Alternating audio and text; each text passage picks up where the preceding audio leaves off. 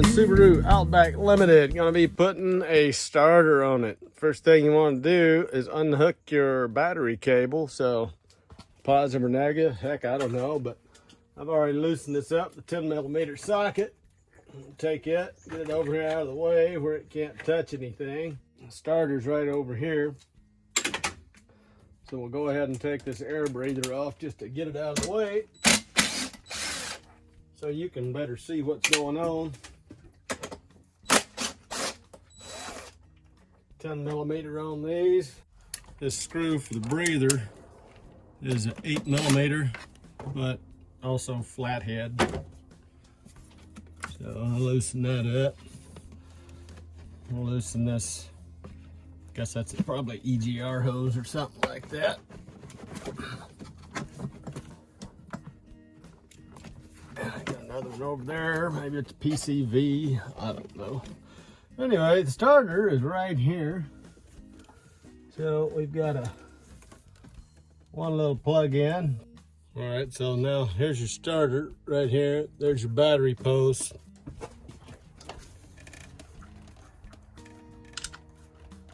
And that is a 13mm.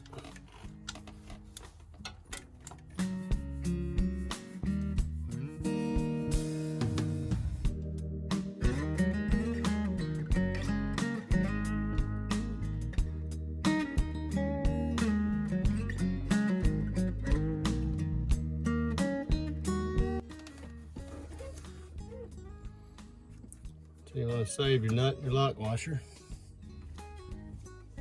That's 13mm. Get you over here.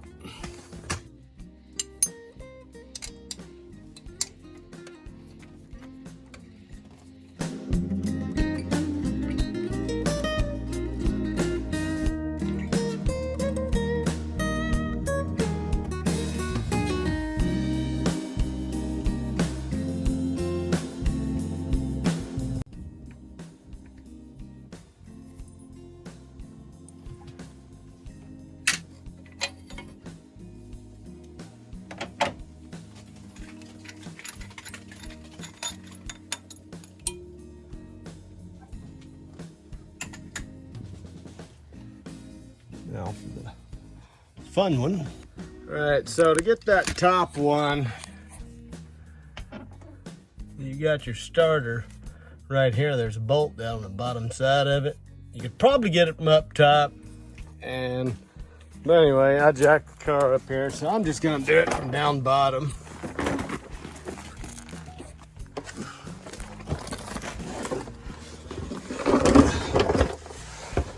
So to get your wrench on there, put a universal drive on it.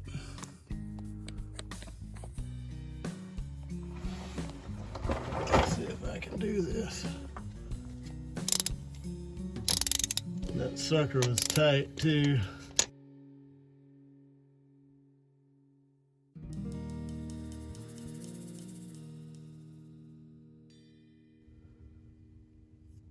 One of those types of nuts, and I do not feel any washers on it.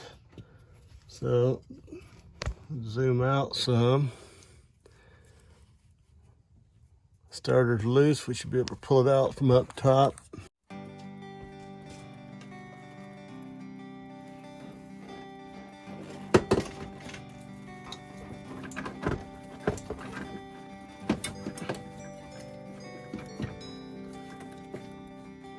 Be careful, don't tear any wires or hoses.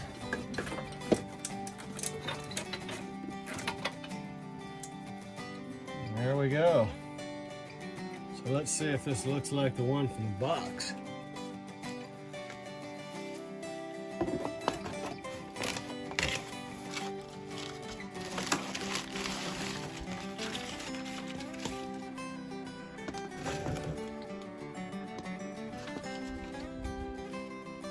Check this stuff for tightness too.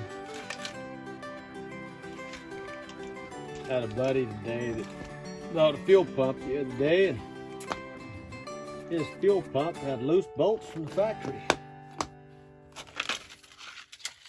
Okay, everything looks the same. Just gonna go down here and clean all this stuff off. Might as well take you down and let you look here. Alright, starter went there. So it'd probably be a good idea to look inside there, see if there's anything wrong, anything you can see.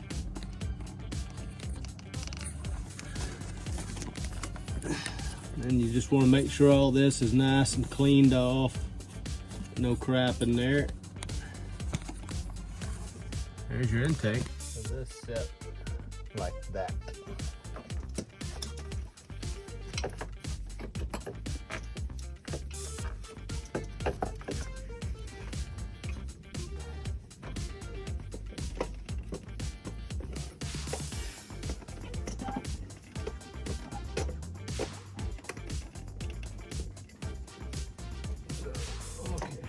Drop that up there, grab my bolt.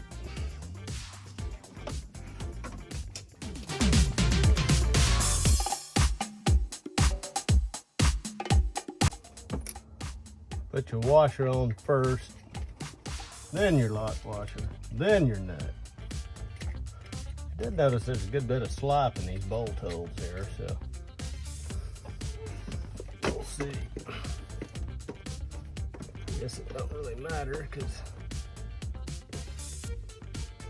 it sits in a hole. Put that top one on there finger tight, and then I'm gonna go back down underneath, stick the other one on, tighten it up.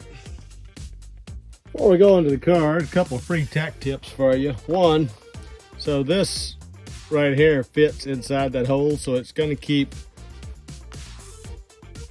this flange, so it's going to keep your distance to your flywheel will be set by this, so I'm not worried about these being a little loose.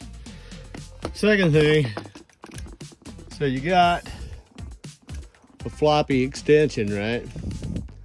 So what you can do, because I got to kind of hold this thing up there at an angle, and this is what I get for having a cheap extension. I tell you, they just don't seem to make tools like they used to either. I used to love Craftsman tools, but now it's got to the point where if you want to go get a warranty, if you know they don't sell that exact model, because Craftsman's had 900 different models of everything. You know, you'll have people say, "Oh, we don't warranty that," or "If we don't have the exact tool, we can't help you." And it's just took 3 months to replace a breaker bar. Lowe's finally helped me out. Not a sponsor. I have no sponsors. Anyway. Put a little bit of electrician's tape on there, and then you can kind of get that in the position you need to start that nut. Now that right there, and then you just go to town with it, you know. But that right there is a handy little trick. And also, if you're like pulling spark plugs out of a hole and your sockets are popping off or something, you can throw some electric tape on that, on your extensions or whatever, if you're kind of pull something out of a hole, to keep this stuff together so it's not pulling out of your sockets.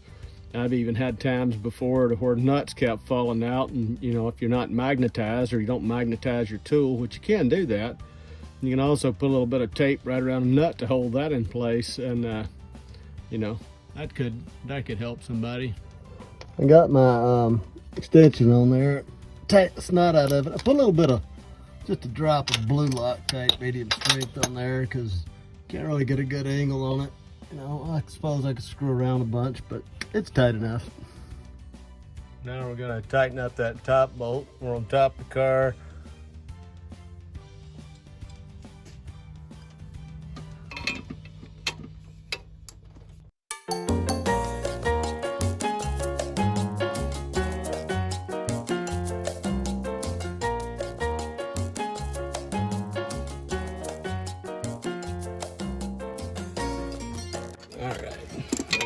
And snug. I'm going to throw a little bit of grease on here for corrosion. What I'm going to do first, clean that off just a touch. They just don't do stuff like they used to, and quality control is pitiful these days. they'll rebuild something and forget to tighten the bolts, and then it falls apart.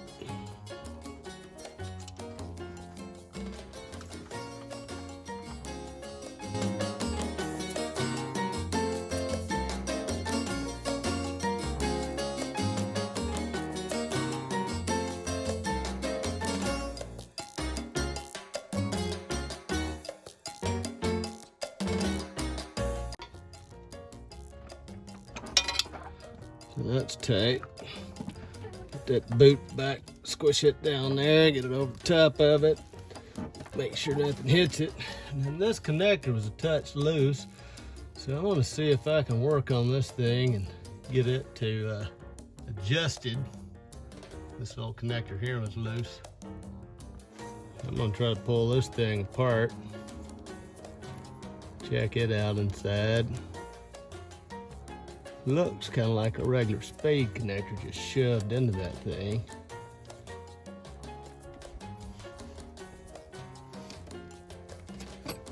Finally, good. That is nasty looking. So we're gonna clean that up. We'll tighten it all up. Go get some electrical contact cleaner. I don't know if this stuff here is gonna work or not. Again, no sponsors.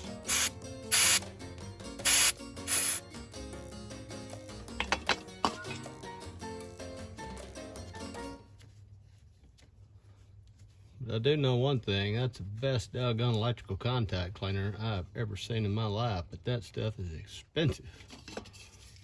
This stuff right here, I don't know if it's $9, $10 a can or what, but this had a bunch of, looked like some kind of white electrical grease in it that was all gummed up that made part of that, getting that thing out of there so doggone hard. I know brake cleaner won't touch it, whatever it is. So now I'm going to see if this clicks in and out of the old starter.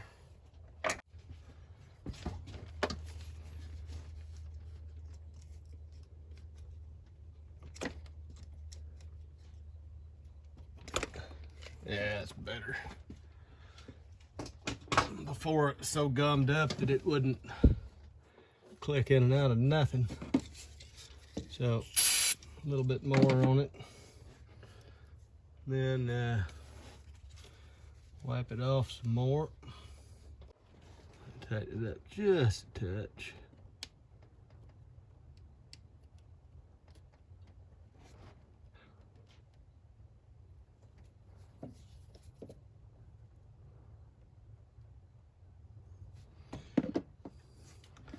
Then electric grease, not dielectric grease. I'm gonna put some of this in there.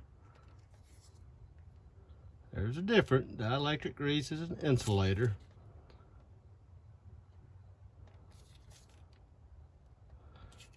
Just try to keep this stuff from corroding.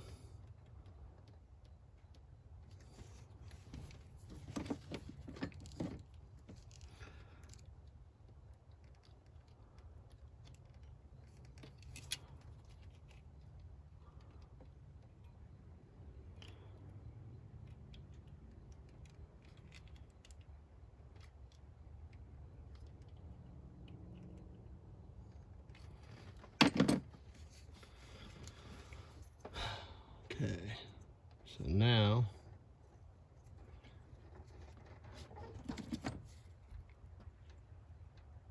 squirt a little bit of that in there.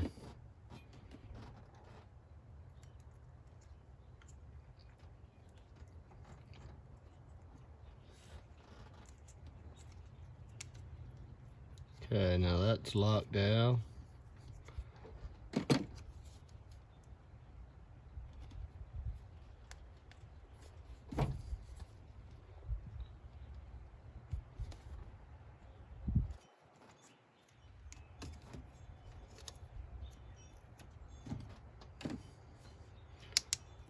Well, it's locked down.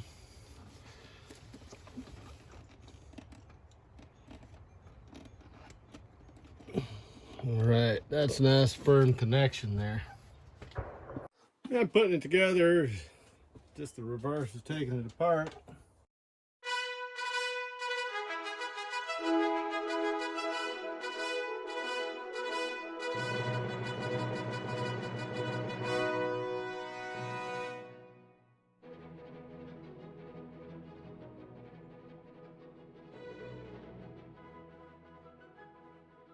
All right, so if you're gonna work on a battery, number one rule, no jewelry.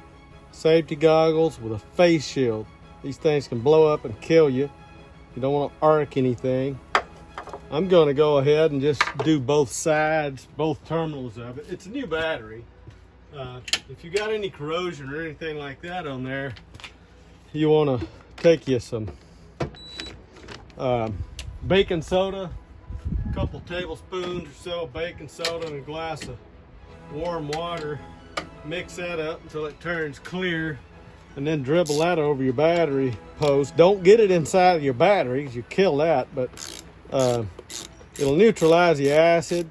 Anyway, do that, and then just rinse it off with some distilled water. But I can't stress enough, don't let it get down the side of there. Anyway, these look a little bit cruddy. So I recommend buying plastic battery terminal cleaners. These things always get corroded. The acid gets on them and just gets them nasty. So let's zoom out a little bit so you can see this. So basically, you just put that in there, you turn in one direction.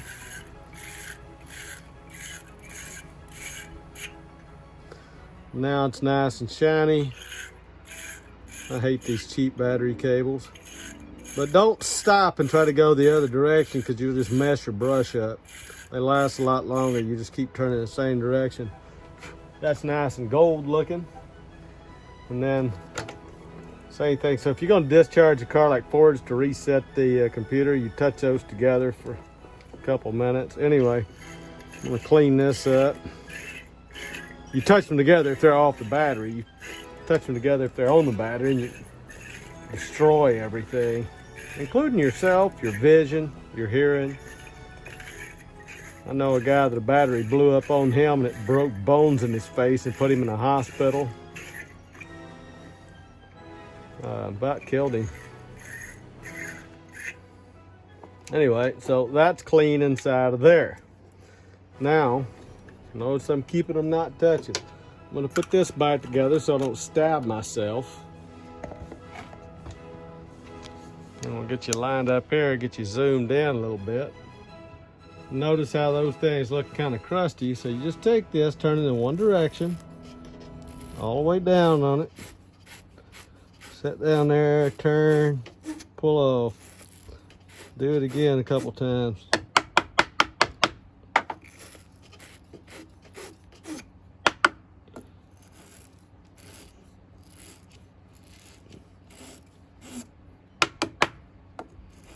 And that is lead, so you need to go wash your hands before you eat. I mean, unless you want lead poisoning.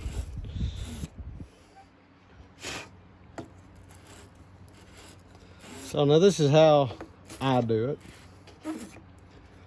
You know, there's your plus, there's your minus, black, negative, and you know, hopefully they did things the right way. So now what I'm gonna do is I'm gonna wipe this off. Lead oxidizes pretty quick. I'm gonna take some of this. Not a sponsor, I don't have any sponsors, but I tell you, CRC makes some good stuff when it comes to these. So I shake that up good. And I'm gonna spray those battery terminals and these battery connectors. Before I even do anything, I'm gonna spray them inside and out.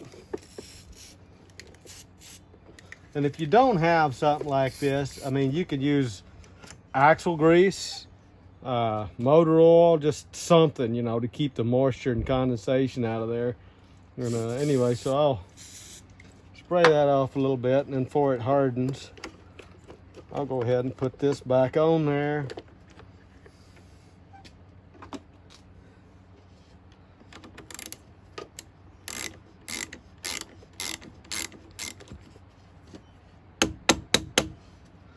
Make sure they're down all the way. And there again, you don't have to kill these either. You make sure they're nice and snug. You shouldn't be able to move them by hand.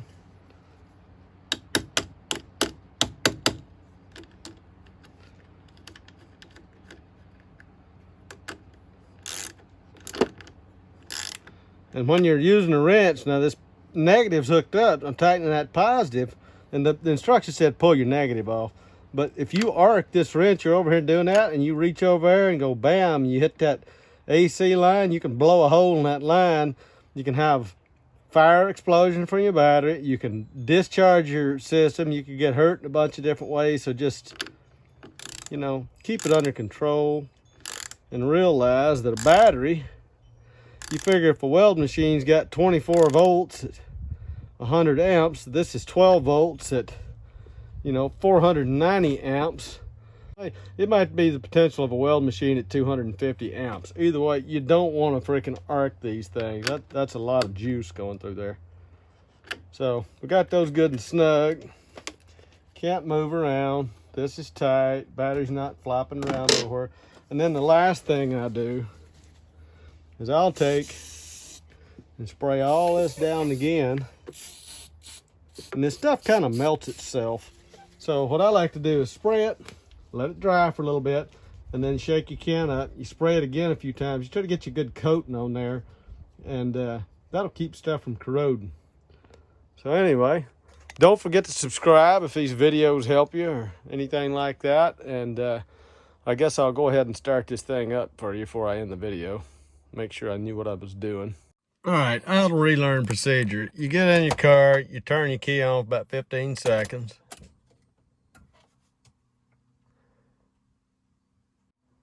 And your stuff will sweep back and forth outside, and you'll hear it clicking.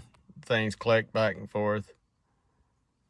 And then you'll crank your car and let it run for 10 minutes. And then you turn your car off. And then you want to wait for 15 seconds. And then you want to turn your car on for 20 seconds. And you hear little things clicking and going back and forth. So everything's silent. You got all your loads inside, headlights, everything's turned off. And, you know, if you're going to be doing it from outside the car, then roll your window down, shut your door. Then you'll turn it on, let it idle for 5 minutes. And then after 5 minutes, you can shut it off and go, then, you know, I guess you can shut it off for like 20 seconds. Then you crank it up and take it for a test drive, and the auto relearn procedure should be complete. You saw how easy the thing started there. The first time I forgot to do it and just kind of choked out when it tried to start. But if you're going to reset, you take your battery, leave your battery disconnected for about 30 minutes. I see 10 to 30, but just go 30 minutes. So again, so your battery's disconnected for 30 minutes, then you hook your battery back up, you get inside your car, turn your key on for 15 seconds, 20 won't hurt, let it finish its clicking and stuff like that. Turn it on without opening any doors, no loads, run it for 10 minutes, shut it down, turn your key to the, or shut it off, let it set for like 20 seconds, 15 to 20 seconds. Then turn your key on to the on position for 20 seconds. Then let your car run for 5 minutes, and then you can turn it off, and then you can go take it for a test drive. Anyway, hope this helped somebody, and don't forget to hit that subscribe button. Thank you.